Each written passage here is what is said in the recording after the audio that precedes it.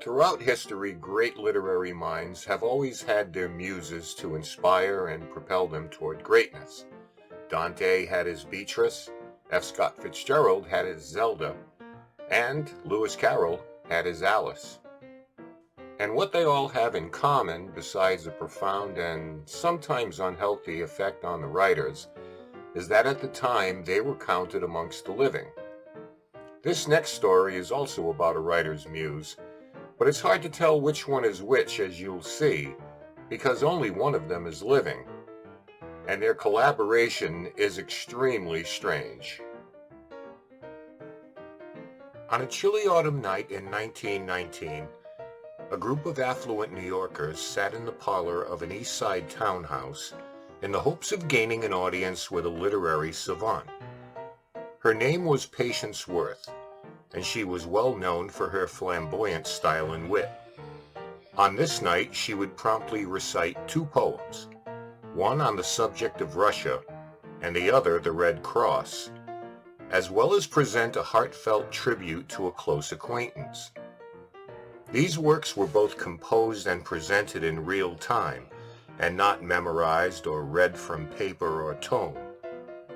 Noted poet Edgar Lee Master would be among those in attendance this night, and remarked that her literature was remarkable, while expressing his astonishment as to how it was so rapidly formulated and dispensed. Patience was said to be a young, wavy, red-headed beauty, and the possessor of large brown eyes. At least that was the way she described herself. Because, you see, Patience Worth was in fact a ghost.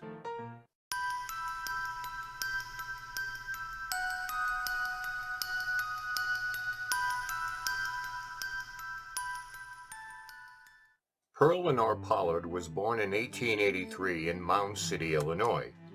At 8 months old, her family moved to Texas, and after her mother suffered a nervous breakdown when Pearl was 4, she was sent to live with her grandmother in St. Louis. Pearl began school upon turning 6, but ultimately proved to be a disinterested student at best and dropped out after her freshman year of high school, citing severe anxiety because of academic stresses put on her. At a young age, Pearl displayed self-esteem issues, particularly concerning her appearance, considering herself to be somewhat unattractive. She didn't seem to be much of a reader, which probably contributed to her general lack of imagination. Her only true ambition was to someday become a singer. By the age of 13, she did re-register for classes at St. Ignatius Catholic, but was assigned to a lower grade due to her lack of academic skills. She did, however, enroll in music classes, taking piano and voice lessons, which she furthered when the family moved to Palmer, Missouri. From there, she continued her voice training, first in Kankakee, Illinois, and then Chicago, where she lived with an uncle who was the minister of a storefront spiritualist church.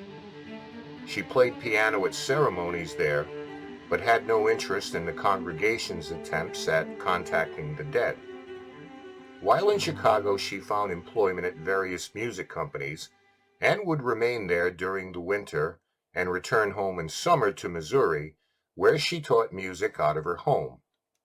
At the age of 24, Pearl would marry John Howard Curran, an immigration official and businessman 12 years her senior. The couple lived a modest lifestyle, sometimes attending movies or playing cards for entertainment. They rarely traveled in the first 7 years of their marriage, and to Pearl's disappointment, remained childless. This was at a time when the Second Great Awakening was flourishing, and the spiritualist movement of the Victorian age gaining acceptance in mainstream society, as well as some in the scientific community who would establish the American Society for Psychical Research. America was moving away from its puritanical beginnings, and the Ouija board was considered a bridge to the spiritual realm. At the forefront were mainly females, who were assumed to be the perfect conduit to the afterlife based on their gentle and wholesome natures. It was in July of 1912 when Pearl and a friend, Emily Grant Hutchings, a devoted spiritualist and writer, paid a call to a neighbor who possessed such an apparatus and spent an afternoon receiving messages from a deceased relative of Mrs. Hutchings. Overwhelmed with delight and intrigue, Emily purchased a board of her own and brought it to Pearl's house in an effort to contact Pearl's father, who had recently passed away. Pearl didn't openly share her friend's interest and had to be coaxed into participating.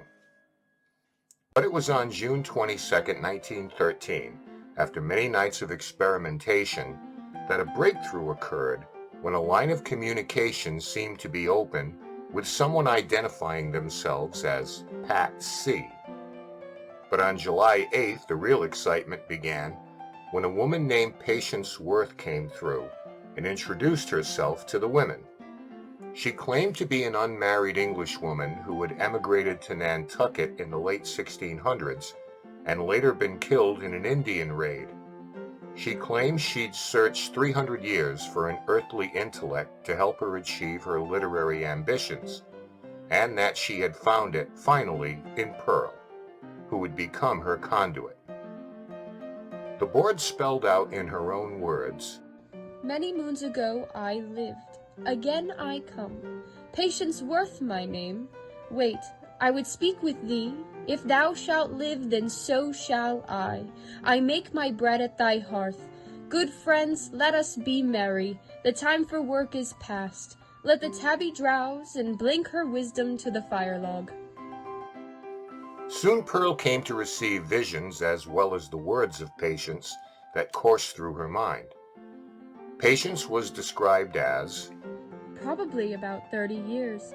Her hair was dark red mahogany, her eyes brown and large and deep, her mouth firm and set, as though repressing strong feelings. Her hair had been disarranged by her cap and was in big, glossy, soft waves. She is sitting on a horse, holding a bundle tied in sailcloth, tied with thongs and wearing a coarse cloth cape, brown, gray, with hood like a cowl peaked.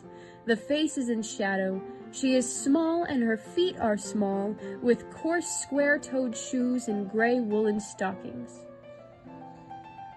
Pearl conveyed a psychic description of Patience's home as green rolling country with gentle slopes, not farmed much, with houses here and there. 2 or 3 miles up this country on this road was a small village, few houses.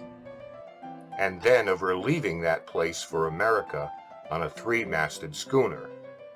As finally the New World came into view of the vessel, they could find no suitable place to land, and so launched several flatboats in order to reach the shore. Patience was in the very front of hers, and was among the first to land, but eventually met her fate at the hands of the indigenous tribe. Word spread of these amazing encounters, and the Curran's home became filled with curious neighbors and friends wishing to witness the interactions for themselves. Often they would be called to the table to question Patience until the point where she would declare it was time to dictate a story or poem.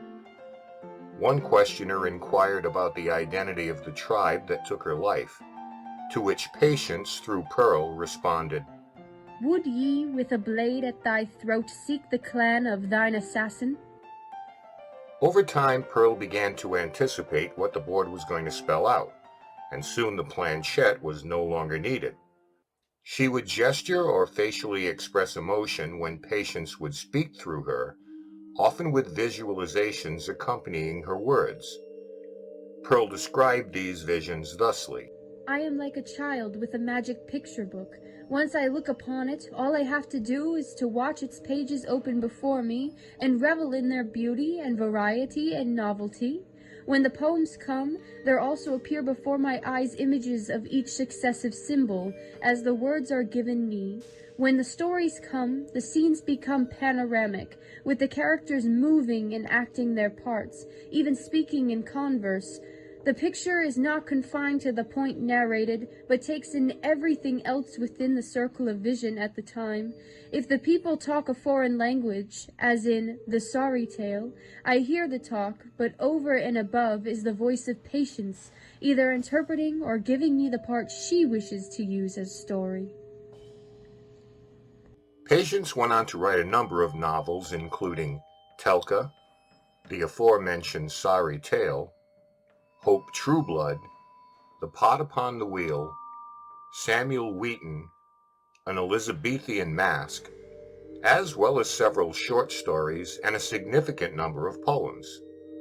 Scholars marveled at the vast knowledge and accuracy regarding customs, clothing, and cuisine of the various historical eras she would transmit through Pearl. Her works were not merely considered a novelty. The Joint Committee of Literary Arts of New York listed her as one of the outstanding authors of 1918, and 5 of her poems were printed in the Anthology of Magazine Verse and Yearbook of American Poetry, alongside works from many other distinguished and living poets. Over 12 months, 88 poems of hers appeared in various magazines, compared to only 10 from accomplished poet Amy Lowell and 5 from Edna St. Vincent Millay. Pearl's husband John, who had cataloged and kept detailed shorthand records of the nightly sessions she had with Patience, passed away on June 1, 1922, after which the contact became more sporadic and uneven. The Currans had adopted an infant girl 4 years earlier, and with a child to support and little income to do so, she accepted help from a fan in New York named Herman Baer, who sent her a stipend of $400 a month for a number of years. Pearl supplemented this by touring the lecture circuit while still maintaining communication with Patience Worth at her home. In 1926, Pearl married Henry H. Rogers, a physician and considerably older widower, but the marriage dissolved after only a few years. In 1930, Pearl moved to Los Angeles to live with a friend, Dotsy Smith, with Patience continuing to weigh in with her poetic musings while also offering commentary on the current events of the day.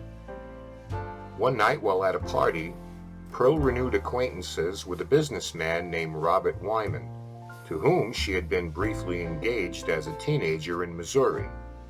In 1931, he became her third husband. Her final communication with Patience was on November 25, 1937, who at this time informed Pearl she would soon join her in the afterlife, and Pearl shared this distressing information with her friend. "Oh, Dotsy, Patience has just shown me the end of the road, and you will have to carry on as best you can." Pearl was otherwise in good health at the time, but contracted pneumonia just days after Patience's forewarning. She died on December 3, 1937, at the age of 54. In 1916, the editor of the St. Louis Globe-Democrat, Caspar Yost, published Patience Worth, A Psychic Mystery, a full year before her first novel, The Sorry Tale, was published. And because he could find no rational explanation for her communication with Patience, he remained open to the spiritual possibilities. Psychic researcher Walter Franklin Prince, a PhD from Yale who had previously worked with Harry Houdini in their efforts to expose fraudulent mediums, published the 1927 book, The Case of Patience Worth, which covered the Patience Worth case from its inception in 1913 to about 1927. Prince concluded his own inquest by stating, "Either our concept of what we call the subconscious must be radically altered, so as to include potencies of which we hitherto have had no knowledge, or else some cause operating through but not originating in the subconsciousness of Mrs. Curran must be acknowledged." Parapsychologist Stephen Browd delved into the case as well, and concluded that Pearl likely possessed a literary gift that was suppressed by her and her mother's desire for her singing career. The appearance of patience was merely a subconscious effort to expose that talent, utilizing a form of ESP to glean information of an era she knew little to nothing about. Browd wrote, "There is little reason to think that the evidence supports the hypothesis of survival. Although Patience offered various clues regarding her origin and identity, subsequent investigation revealed nothing to indicate that a Patience Worth ever existed." Needless to say, Pearl Curran's literary foray into the supernatural drew a great deal of attention from skeptics, most of whom were men quite determined to expose any medium, particularly females, as frauds, many doubting the veracity of Pearl's channeling of Patience and positing this was indeed a case of an alter ego at work, an outright hoax, an excessive discharge of phosphorus in her brain, a split personality, a woman more naturally intelligent than her academic standing would suggest, a questionable timeline of Patience writing of a Victorian era that existed 200 years after her alleged death, and the lack of documented existence of anyone named Patience Worth in her stated time frame. The noted psychical researcher James Hislop was one who was convinced the whole affair was a fraud. He claimed Pearl Curran knew people from the Ozarks who employed a similar dialect, and that her husband studied Chaucer and taught her the language he employed, and that anyone believing her story in his view was essentially delusionary. His assertion about the Ozark dialect similarity was strongly refuted, as was his suggestion that Mr. Curran had tutored his wife in Chaucerian speech patterns by the Journal of the American Society of Psychical Research. Theory number 1. Pearl Curran was in fact a literary genius, unable to advance her own suppressed ambitions, who actually invented a character to serve as her surrogate. Theory number 2. Pearl actually possessed a latent psychic ability, which as a female at a time when women like the Fox sisters or Madame Blavatsky were at the forefront of seances and mediumship, compelled an otherwise skeptical public to pay heed to the existence of psychic powers. In essence, she was the real deal. And theory number 3. Patience Worth was in essence what is called a tulpa, a thought form that materializes in the physical world as a result of an intense spiritual belief or extreme concentration in bringing them to life. So it's not unusual for any great artist to have a muse that brings them inspiration, whether that inspiration is a person, place, thing, or even a fictional character. But on a different level, do we believe that this is another amazing example of life after death, or just another elaborate and extraordinary hoax in an era where spiritual deceptions were reasonably common? Regardless of where we might stand on this, the indisputable fact is whoever was responsible managed to create some of the most important literature of its time, and they were all original works, nothing stolen or plagiarized. And the story of Patience Worth will endure as an example of an era of enlightenment, where science and spiritualism, rationality and magic, and the temporal and the occult all converged in the crossroads of the public's conscious.